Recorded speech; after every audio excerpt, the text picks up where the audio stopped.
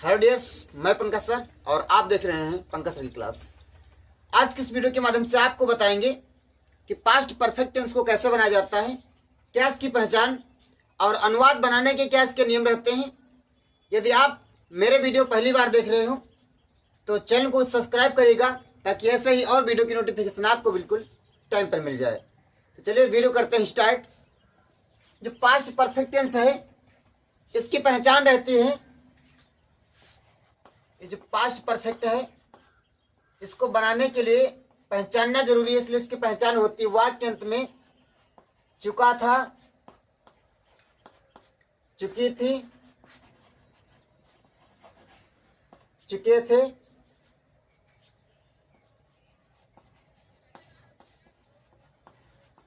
आदि शब्द दिए रहते हैं। ऐसे वाक्यों के अंत में चुका था, चुकी थी, चुके थे आदि शब्द दिए रहते हैं, ये इसकी पहचान रहती है। अब ऐसे सेंटेंसों को हम बनाएंगे कैसे, तो इसके जो है 4 स्टेप होते हैं: affirmative, negative, interrogative first and interrogative sentence second type. चारों को हम अलग अलग बताएंगे। सबसे पहले सीखते हैं जो अफर्मेटिव अर्थात सिंपल सेंटेंस होता है पास्ट परफेक्ट टेंस का। सिंपल सेंटेंस को हम कैसे बनाते हैं तो उसको बनाने का नियम सीखते हैं। तो जो सिंपल सेंटेंस होता है इसको बनाने के लिए एक वचन व बहुवचन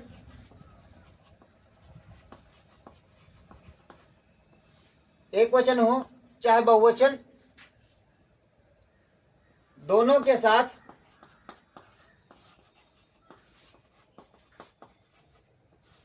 सहायक क्रिया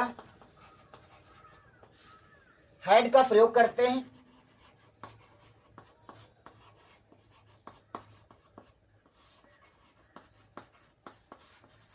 वह मुख्य क्रिया की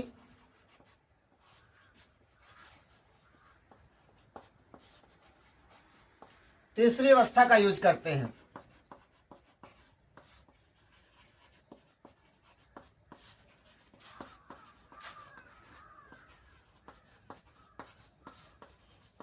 इसमें जो है क्रिया की तीसरी अवस्था लगाई जाती है, मतलब एक वचन हो चाहे बहुवचन कर्ता हो, दोनों कर्ताओं के साथ में सहायक क्रिया हैड का प्रयोग किया जाता है और मुख्य क्रिया की तीसरी अवस्था लगाई जाती है।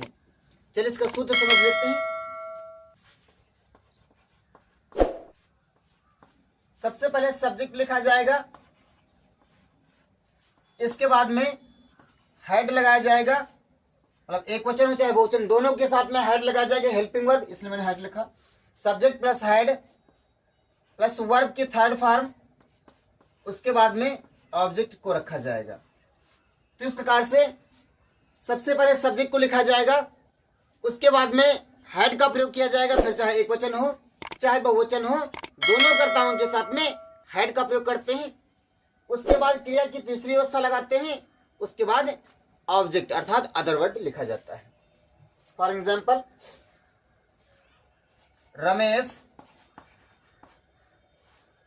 रमेश पुस्तक पढ़ चुका था।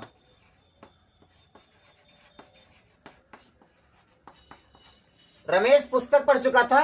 अब इसको हम कैसे बनाएंगे, तो रमेश यहां पर एक वचन हो तो यहां पर एक वचन बहुवचन से हमको लेना देना नहीं है, चाहे एक वचन हो चाहे बहुवचन दोनों कर्ताओं के साथ में जब हेड लगाते हैं तो चाहे फिर एक वचन हो चाहे बहुवचन, रमेश के लिखते हैं रमेश। इसके बाद में रमेश के बाद में हेल्पिंग वर्ब लगा जाएगी तो हो जाएगा हेड, तो रमेश हेड। पढ़ना की अंग्रेजी होता है read. First form second form third form एक ही रहती है, इसलिए यहां पर रीड लिखा जाएगा। अब क्या पढ़ चुका पुस्तक, तो रीड द बुक। तो इस प्रकार से Ramesh head read the book हो जाएगा। चलिए इसका दूसरा एग्जांपल समझ लेते हैं। जैसे वह गीत गा चुके, वह गीत गा चुके थे। अब इसको हम कैसे बनाएंगे, वह के लिए लगाते हैं दे, इसके बाद में हेल्पिंग वर्ब के रूप में हैड यूज किया जाएगा, तो दे हैड।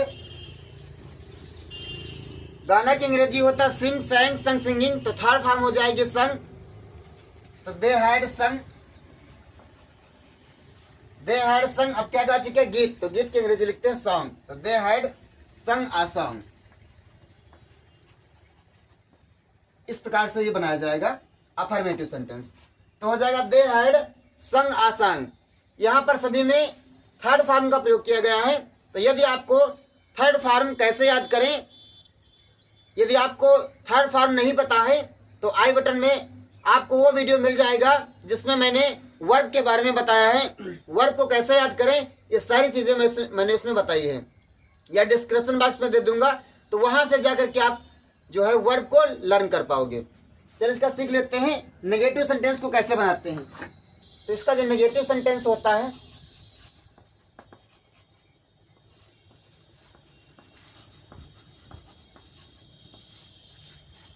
यदि किसी भी वाक्य के बीच में नहीं शब्द आ जाए तो उसे नेगेटिव सेंटेंस कहा जाता है, नकारात्मक वाक्य कहा जाता है। तो यदि वो नकारात्मक वाक्य है तो उसको कैसे बनाया जाएगा? तो इसमें एक वचन करता हो चाहे बहुवचन करता हो, दोनों कर्ताओं के साथ में हैड लगाया जाता है। इसलिए सहायक क्रिया के बाद में जब नाट जोड़ेंगे तो हो जाएगा हैड नाट। मतलब एक वचन बहुवचन दोनों कर्ताओं के साथ में हैड नाट का प्रयोग किया जाता है। उसके बाद में मुख्य क्रिया की तीसरी अवस्था लगाई जाती है। चलिए सूत्र का समझ लेते हैं। सबसे पहले सब्जेक्ट लिखा जाएगा, इसके बाद में हैड के बाद में नाट लगाया जाएगा तो हो जाएगा had not. Subject plus had not plus क्रिया की तीसरी अवस्था, उसके बाद में ऑब्जेक्ट को लिखा जाएगा। तो इस प्रकार से बना जाएगा subject plus had not plus verb की थर्ड फॉर्म, उसके बाद में ऑब्जेक्ट। जैसे कल्लू अपने घर नहीं जा चुका था।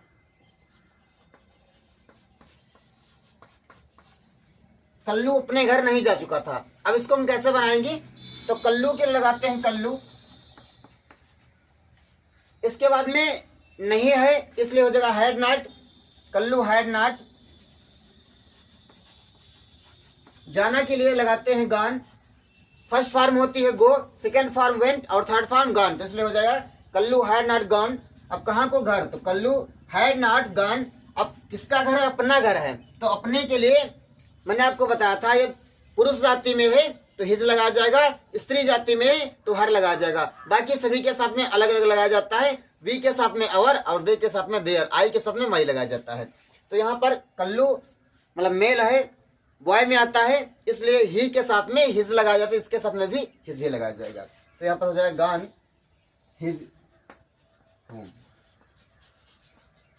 घर के साथ में टू नहीं लगाया जाता है, इसलिए गॉन के बाद में टू नहीं लगाया जाएगा। बाकी समय में लगाइए, घर के साथ में नहीं लगाया जाता है।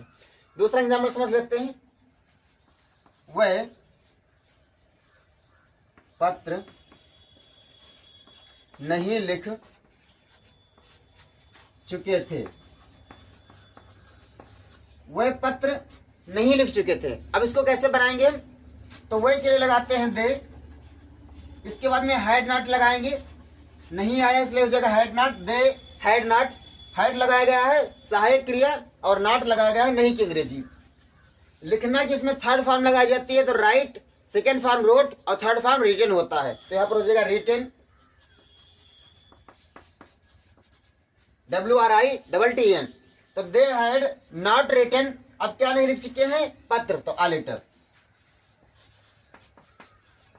इस प्रकार से हो जाएगा they had not written a letter. तो आई होप ये सेंटेंस आपके समझ में आ रहे होंगे। चलिए इसका सीख लेते हैं इंट्रागेटिव सेंटेंस कैसे बनाते हैं।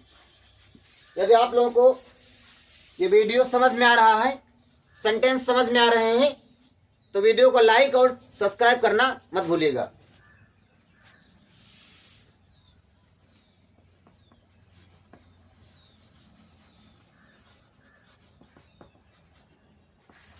Interrogative sentence first type.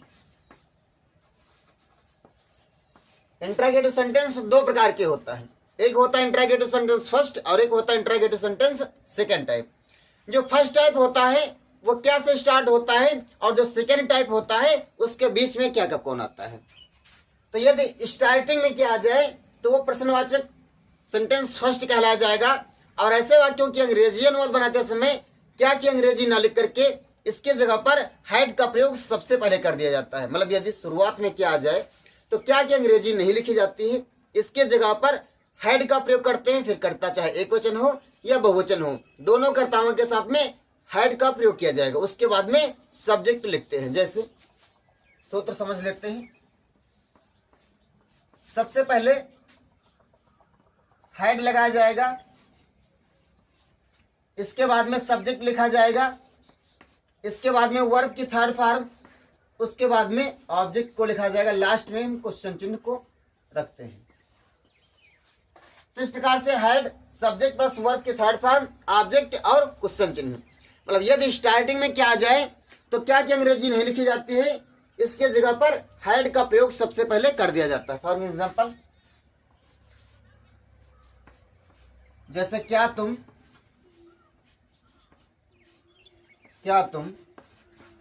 खेल चुके थे।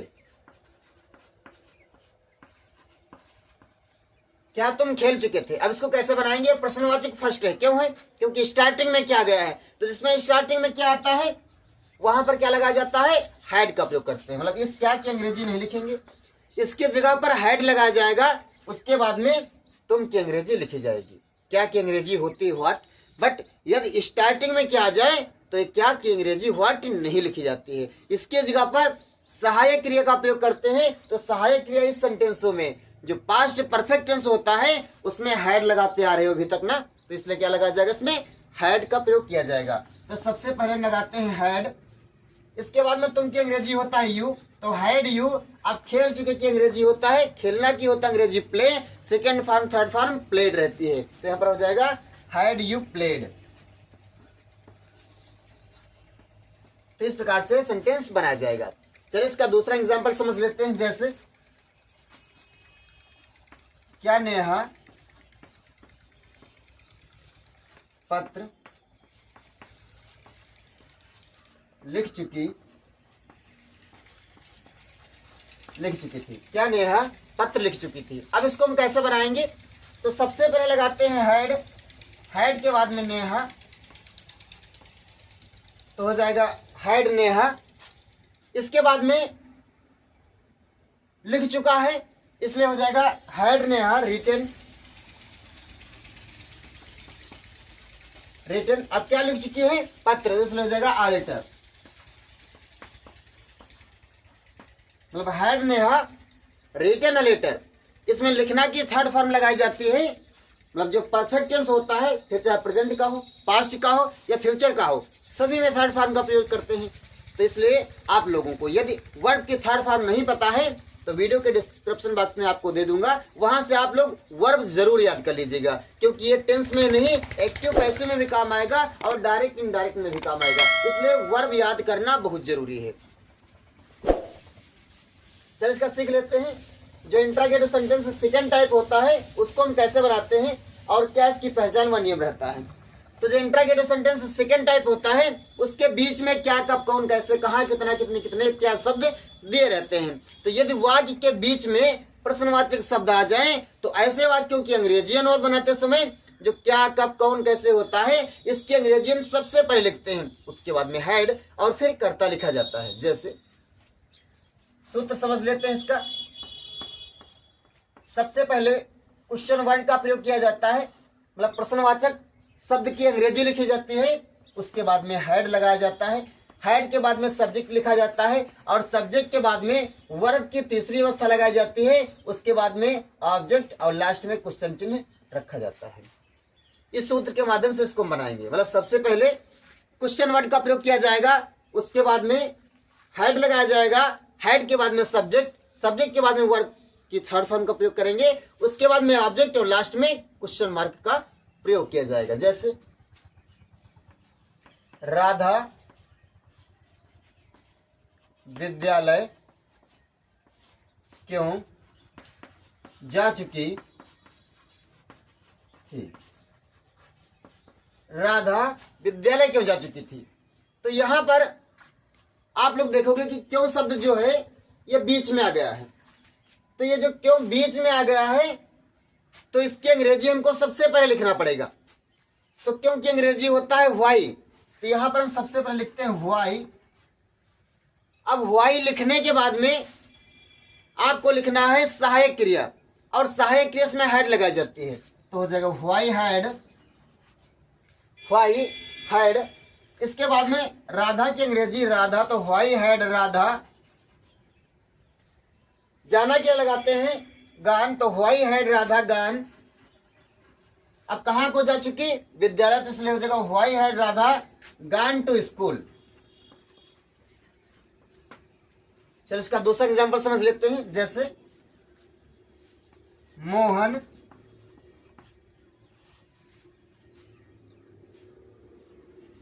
विद्यालय में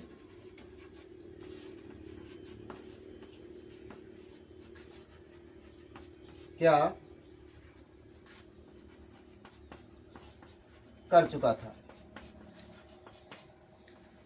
मोहन विद्यालय में क्या कर चुका था। अब ऐसे सेंटेंसों को बनाते समय क्या की अंग्रेजी सबसे पहले लिखी जाती है, इसलिए क्या की अंग्रेजी होता है व्हाट। इसके बाद में सहायक क्रिया का प्रयोग किया जाता है, और सहायक क्रिया में हैड है, तो इसलिए हो जाएगा व्हाट हैड। इसके बाद में कर्ता लिखा जाता है, और कर्ता इसमें है मोहन, तो इसलिए हो जाएगा what had Mohan, what had Mohan. करना की थर्ड फॉर्म का प्रयोग करते हैं, तो हो जाएगा डन, तो व्हाट हैड मोहन डन। अब जो विद्यालय में ये प्रेपोजिशन है, प्रेपोजिशन वर्ड सबसे बाद में लिखा जाता है, इसमें ऑब्जेक्ट नहीं है। जिसमें क्या शब्द आ जाएगा उसमें ऑब्जेक्ट ऑटोमेटिक होगा ही नहीं, क्योंकि जो क्या है ये ऑब्जेक्ट को दर्शाता है, इसलिए इसमें ऑब्जेक्ट नहीं रखा गया है। तो विद्यालय में मैं की अंग्रेजी लगाते हैं इन द स्कूल। तो इस प्रकार से सेंटेंस बना जाएंगे। जिसके बीच में प्रश्नवाचक शब्द आ जाए तो उसकी अंग्रेजी हम सबसे पहले लिखते हैं, और यदि स्टार्टिंग में क्या आ जाए तो उसकी अंग्रेजी नहीं लगाई जाती है, उसकी जगह पर हैड का प्रयोग किया जाता है। तो आई होप ये वीडियो आपकी समझ में आया होगा। यदि वीडियो आया है पसंद तो वीडियो को करिएगा लाइक, चैनल को करिएगा सब्सक्राइब, ताकि रोज आने वाली वीडियो की नोटिफिकेशन आपको बिल्कुल टाइम पर मिल जाए।